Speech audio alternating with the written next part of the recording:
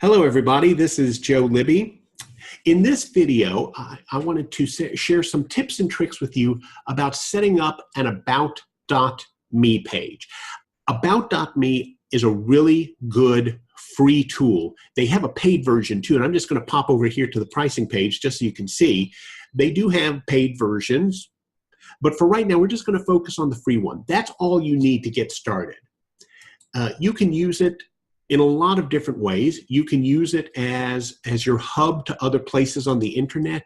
You can include links to different places, and you can share it with people so that they can find out more about you. And honestly, if you are needing a website and you haven't known where to start, how to start getting your website up and running, well, you can set up an About.me page today and get it up and out there and start sharing it with your friends and giving people the link so that you've got a place to start. Will it take the place of a full-blown website? Maybe not, but it is a place to start. And so there's no reason not to get started with an online presence. About.me is one really good way to do it. When you create your account at About.me, you'll give them your name, of course, your email address and a password so you can log in and start setting up your site. I'll tell you this, your About.me page is going to have your name. It's going to be about.me/Jim Smith, about.me/Mary Gordon. Now in my case, it's kind of weird. It's about.me/Sagebrush. That's because when I first set up this page a few years ago, I made it about my ventriloquist puppet, Sagebrush, which was a cute idea. But recently, I decided to make it more about the results that I could get for other people to help improve my SEO results. So I just decided to keep the same page rather than taking it down and starting over again. And that actually works because my DBA is Sagebrush Enterprises. So your location, of course, will be your city. Interests, occupation, education, contact me. We will get to those in a moment. I need to find account with your name. Now, typically, your name will be your first name in this first field, and then your last name in this second field. However, you can put your entire name in the first name field, and then in the second name, you can add a description of some kind. Now, this character, I'm sorry, I don't know what it's called, this vertical line, but it is a keyboard character. Or you can use, a colon or a dash or a tilde, something to set it off. And in my case, I wanted to emphasize myself as a public speaker, so I made it Joe Libby, international public speaker. You could put your company name in there. You could put your field of interest. You are limited to 32 characters, so you do need to keep that in mind. But as a result, for this header up here, instead of it just saying Joe Libby, it says Joe Libby with the slash here, international public speaker. Underneath there, that's where your occupation is going to go. And you will find that under your details, occupation, and they have some defaults that you can choose, or you can put in your own. And that's what I did here, public speaker, family entertainer, marketing expert. And then it populates the city as well. Your interests that you choose, again, you have a list of defaults that you can choose, or you can create your own. And those end up as tags down at the bottom. And in one case, to help for people who might be searching for me specifically, I made one of the tags Joe Libby. So I would suggest make one of the tags under your interests your own name. Education, I put my college in here. There we go. Contact me is your email, and that will show up as an email button here. Social links. You can put all of your social links here. For instance, Facebook, put your Facebook page in there. You have a lot to choose from here, a lot of default pages. If you're a seller on Fiverr, hey, you can put your Fiverr information in there.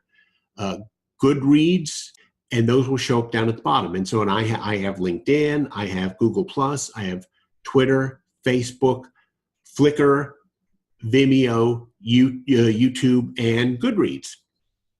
Your bio is where you can really tell your story, and you can put a lot of information in here.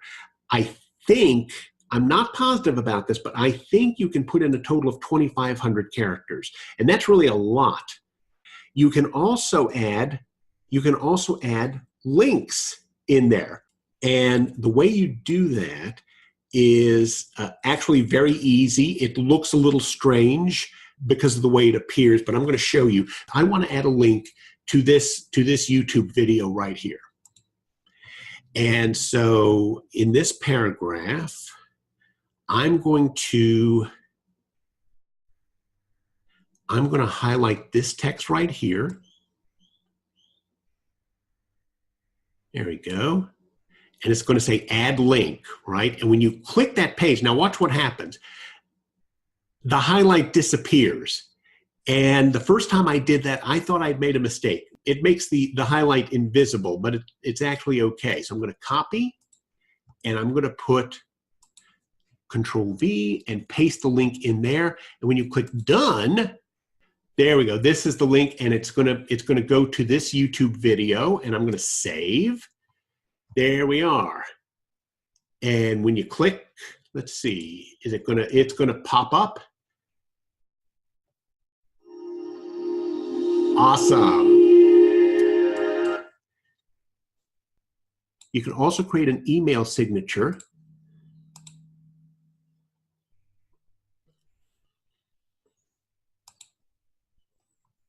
And it will create this, which you can now embed in your in your email templates, and that way, when you send out an email, well, people can click the link and find out more about you that way. And this will give you the directions on how to do it. Get a good photo to put in here. Now, the photo can be whatever you like. I used a photo of myself being introduced at the Total Success Summit in March of 2017. Glenn introducing me and me coming out on stage. But it could be a good headshot of you. Find something that is relevant to the information that you want to share. And I'll show you one other thing about that. Let's see, on your appearance, your photo. So you find your photo, you put it in there. Now, there are different ways that you can get the photo to appear on your site. Design and color. Here we go. You can either do what I did, which is to make it like a big header, or you can make a little spotlight.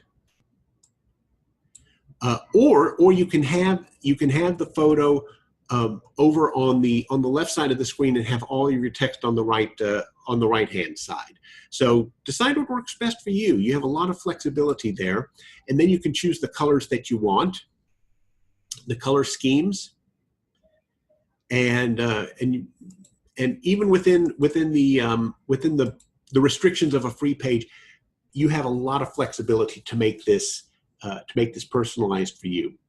That's your about.me page. If I hope you got some value from this. If there's anything that I can do to help you, leave a comment. If you have questions, I'll do my best to answer them. And we'll see you in another video soon. Have an awesome day. Bye now.